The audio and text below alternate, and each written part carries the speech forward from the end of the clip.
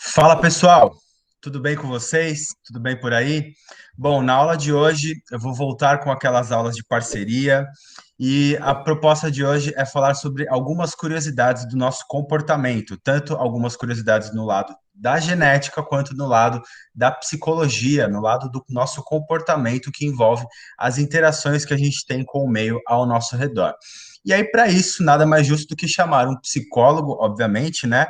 É um grande amigo meu, foi meu psicólogo, é o meu psicólogo, né? E o nome dele é Gilberto e ele vai se apresentar aqui. Chega aí, Gilberto.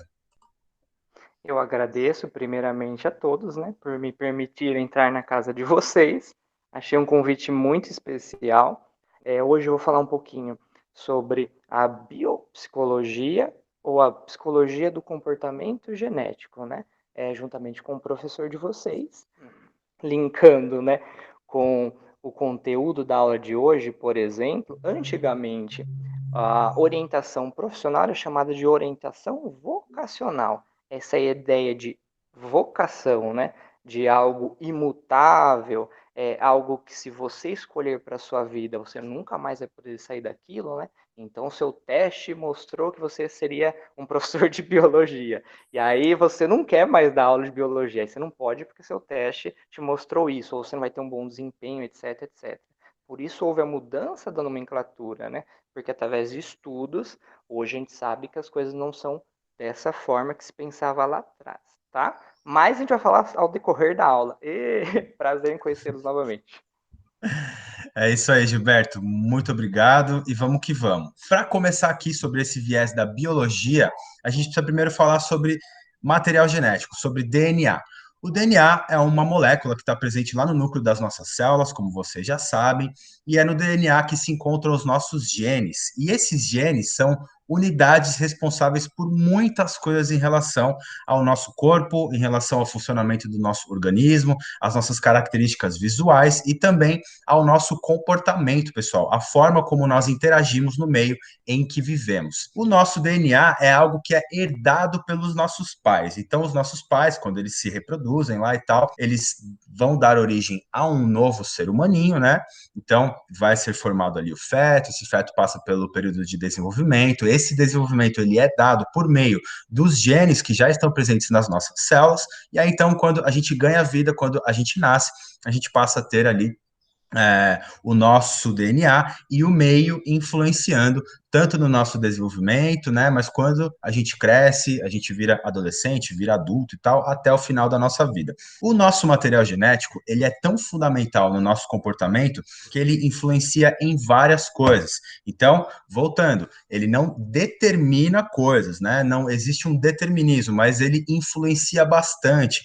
Então, por exemplo, nosso DNA ele vai ter influência sobre coisas como as nossas preferências alimentares, até mesmo preferências daquilo que a gente gosta de ouvir música, preferências sobre filmes, séries que a gente pode acompanhar, até mesmo várias outras coisas relacionadas à nossa religiosidade, posicionamento político, mas também outras coisas que vão dizer, por exemplo, a nossa propensão ou não a desenvolver uma determinada doença, as nossas características físicas, visuais, que estão relacionadas, como, por exemplo, a cor da nossa pele, cor do cabelo, formato de cabelo e tal.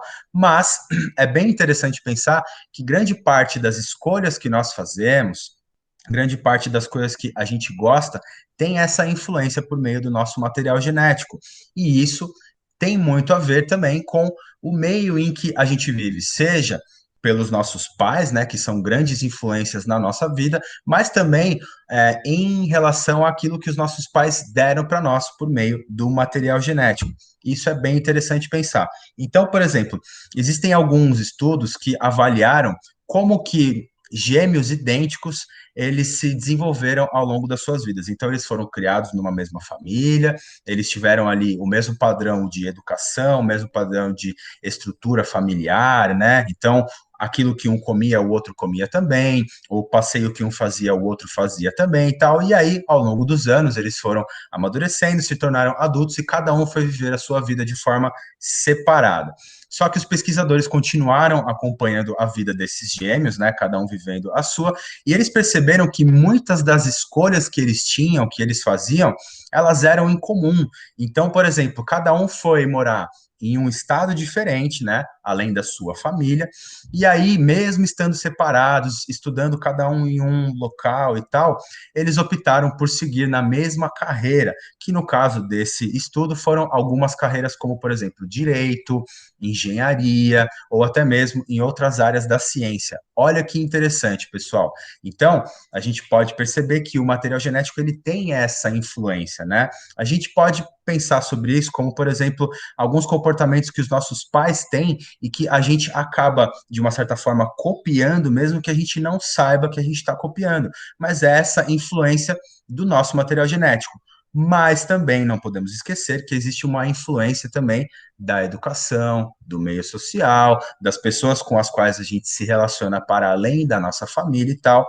E é por isso que eu vou pedir agora para o Gilberto falar um pouco para nós sobre o quanto que esse meio social, as nossas interações, as nossas relações com os nossos amigos, as nossas relações com os nossos colegas de escola, com as pessoas que nos dão aula e tal, tem também de influência no nosso comportamento. Por favor, Gilberto, comenta um pouco para nós. Sim, tá? Primeira coisa a falar que é importante a gente conseguir observar uma diferença que ela é simples, mas ela é extremamente funcional, tá? É a condição que essa informação chega para nós, né? Então, eu tenho um ambiente que ele é compartilhado e um não compartilhado. Então, por exemplo, as informações que você passa para os seus alunos hoje chega de forma, né, não diria 100%, mas igualitária a todos eles, pois você fala a todos ao mesmo momento. Então, seria um ambiente compartilhado. As informações chegam para todos, né, de forma parecida, né? Sempre tem uma variaçãozinha, ok, tá? Um ambiente não compartilhado seria se você chamasse um aluno em particular e ofertasse para ele um conhecimento que você não ofertou para os outros. Essa é uma diferença importante, porque se eu tenho, né, um ambiente compartilhado e ele influencia os nossos comportamentos, né, e a nossa carga genética, né, através das exigências, né? Por exemplo, se eu tenho um ambiente hostil e aquilo acaba exigindo de mim que eu tenha uma postura sobre essa hostilidade, né? Ou de medo, ou de enfrentamento, etc. Né? Se isso é para todos, né? Então é um ambiente compartilhado. Se é ofertado para um grupo ou apenas uma pessoa, é um ambiente não compartilhado, né? Se a gente utilizar, por exemplo, o exemplo do Dragon Ball, né? Agora o pessoal vibra, tá, não, brincadeira. Tá, utilizarmos o exemplo do Dragon Ball, por exemplo, que é uma coisa que eu gosto, inclusive. A gente pegar o Vegeta e o Goku, inicialmente eles eram do mesmo planeta, a mesma raça, etc, etc. Obviamente pais diferentes, né? Vegeta lá, príncipe dos Saiyajins, e o Goku já era um Heli soldado lá, né? Ou filho de soldados. Compartilhavam do mesmo ambiente, mas não compartilhavam de ambientes, né, mais pessoais, né? Porque o pai do Vegeta acreditava que se eles fizessem uma aliança com o planeta Freeza, por exemplo, né, e fossem escravos do Freeza, não seriam mortos e veriam mais, conquistariam, etc. Já o pai do Goku, ele não queria ser um escravo de outras raças, de outros planetas, né? Então ele já queria fazer um motim. Quando o Goku sai e vem para a Terra, ele, apesar de ter essa mesma herdabilidade genética, né, do Vegeta ou dos outros Saiyajins, ele é criado por um avô que é extremamente amoroso, carinhoso. E aí vai lá para frente, os dois crescem adultos, enfim, Vegeta vem para o planeta Terra, né? Vegeta só consegue, né, se tornar tão forte quanto o Goku, né, ou quase, né? Aí agora começa as tretas entre as pessoas que gostam de Goku e Vegeta, né? Mas assim, o Goku acaba sendo mais forte porque a influência do ambiente fez com que ele criasse crenças, né, ou desenvolvesse crenças a respeito do amor, da amizade, defender as pessoas que são importantes para ele. Então, essas crenças ou esse ambiente fez com que ele ultrapassasse as barreiras que eram genéticas, né? Inicialmente, que era da guerra, do ódio, da vingança. E o Vegeta, ele só consegue ultrapassar essa barreira quando ele começa a se envolver e, apesar dele não admitir, começa a gostar dos companheiros que inicialmente eram do Goku e depois se tornam companheiros dele, né? Outro exemplo também, Harry Potter. A influência que um ambiente compartilhado, né? Na verdade, que era a percepção do Voldemort do mundo, antes do Harry Potter chegar, o nome dele não pode ser pronunciado. Todos os temiam, é, voltavam os seus comportamentos para evitar, né, a volta de Voldemort, etc, etc. Quando o Harry Potter, que vem de um mundo externo, ele não tinha nem conhecimento do Voldemort, e ele é inserido lá em Hogwarts, e ele acaba tendo conhecimento, ou recebendo essa informação que era compartilhada por todos, ele começa a se moldar também, né, os seus comportamentos começam a ser moldados pelo ambiente, ele começa também a temer, de certa forma, o Voldemort. Em alguns momentos ele fala o nome, todos o corrigem, né? Mas depois de um tempo ele também não quer mais pronunciar o nome do Voldemort. Então, a gente tem vários exemplos, a gente poderia citar o Thanos atacando planetas, ou a Hermione mesmo não tendo o sangue dos bruxos, lá que é chamado de trouxa. Então a gente tem vários exemplos na nossa literatura, no nosso cinema, do quanto o ambiente influencia o nosso comportamento, e através dessa influência eu posso ter ali, né, genes que não eram ativos e se tornam ativos, ou desenvolver novos genes ou novos comportamentos, né? Então é importante a gente observar a interação da parte genética com o ambiente, e o resultado é esse comportamento, as nossas escolhas, né? Mais alguma pergunta? Muito bacana, Gilberto. Não, por enquanto não. Olha só, eu achei muito interessante você ter comentado que o ambiente ele vai produzir ali diversos tipos de influências e que essas influências elas vão se misturar ali com as influências do material genético. Mas, pessoal, queria frisar aqui que mesmo que existam ambas influências, mas nós conseguimos produzir ali alguns tipos de conceitos, alguns tipos de padrões de comportamento por meio das nossas próprias escolhas, né? Então é muito importante a gente pensar e a gente entender que nós somos passíveis de poder escolher determinados padrões de comportamento, de atitudes, né? Como a gente vai se relacionar com uma pessoa, como outra, tal, que é uma coisa que eu vou até pedir para o Gilberto comentar um pouco mais daqui a pouco. Mas olha só que interessante. Continuando então sobre essas influências do nosso material genético, tem uma outra questão que eu quero comentar aqui, né? Com algumas ressalvas. Então, antes de mais nada, eu quero dizer aqui, pessoal, em termos de biologia, não existem diferenças significativas entre homens e mulheres. Homens e mulheres são da mesma espécie, né? Isso falando de seres humanos, são ambos da mesma espécie, ambos têm as mesmas capacidades, as mesmas condições cognitivas, de aprendizado, de associação de coisas, as mesmas capacidades comportamentais, de interação e etc. Entretanto, existem alguns pequenos traços biológicos que marcam essas diferenças, e eles se dão justamente por meio da nossa genética também. Então, olha que curioso. Existem alguns estudos que fizeram com crianças recém-nascidas, crianças que tinham alguns poucos meses e tal, até ali o primeiro aninho de vida delas. E desde os primeiros dias de vida, perceberam algumas diferenças comportamentais relacionadas a meninos e meninas, né? Bebês meninos, bebês meninas, que era justamente a preferência por brinquedos. Então, eles montaram ali uma espécie de um cenário, digamos assim, né, um ambiente aonde os brinquedos considerados brinquedos de menino e os outros brinquedos considerados de menina, e alguns brinquedos que eram neutros, né, não era nem possível de se classificar como de menino ou de menina, eram organizados ali em uma sala, soltavam esses bebês para avaliar em qual direção eles iam para poder pegar um brinquedo ou outro. E, curiosamente, a maioria esmagadora dos bebês meninos iam em direção aos brinquedos de meninos, e a maioria esmagadora de meninas iam em direção aos brinquedos de meninas. Alguns iam em direção aos neutros e outros também, né, estavam ali, meninos pegando de menina e meninas pegando de menino. Entretanto, a maioria ali tinha esse padrão comportamental, então, dessas preferências de homens e preferências de mulheres, tá?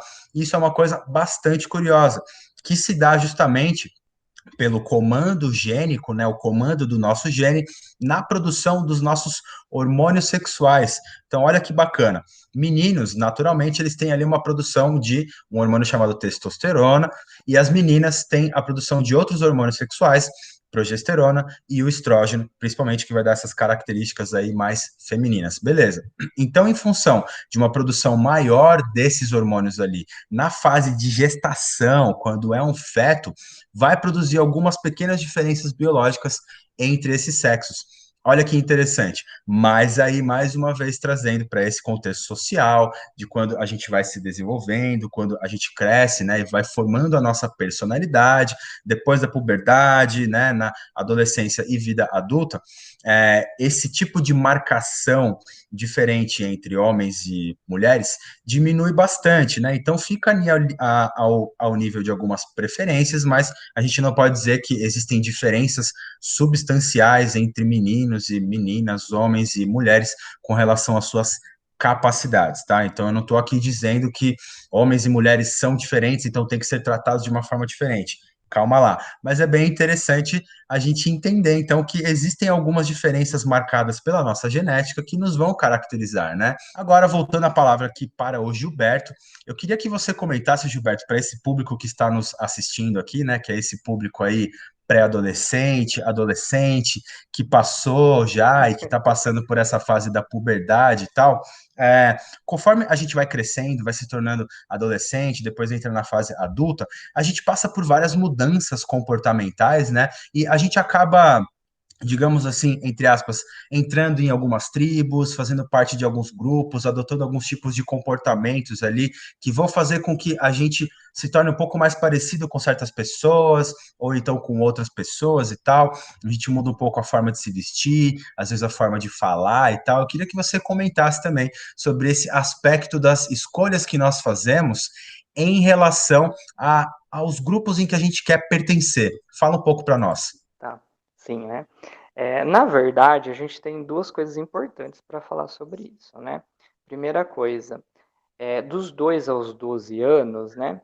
É uma fase que, aos 2 anos, eu começo o meu pensamento simbólico, né? Simbólico no sentido de, é um pensamento mais abstrato. É óbvio que uma criança de 2 anos não vai ter a mesma abstração que uma criança de 12 anos, tá?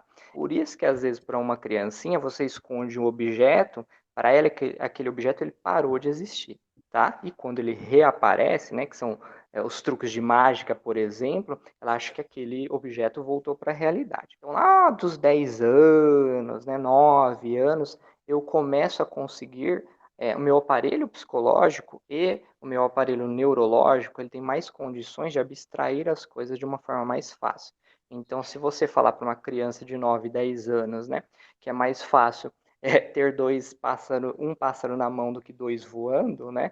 Ela consegue entender que não é literalmente um pássaro, né? É uma abstração de ir para um caminho mais seguro, do que arriscar em algumas situações, etc. Um outro conceito importante é a identificação. Também começa na infância, tá?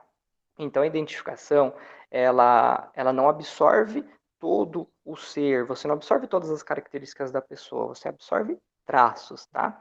Traços que te dão ideia de segurança.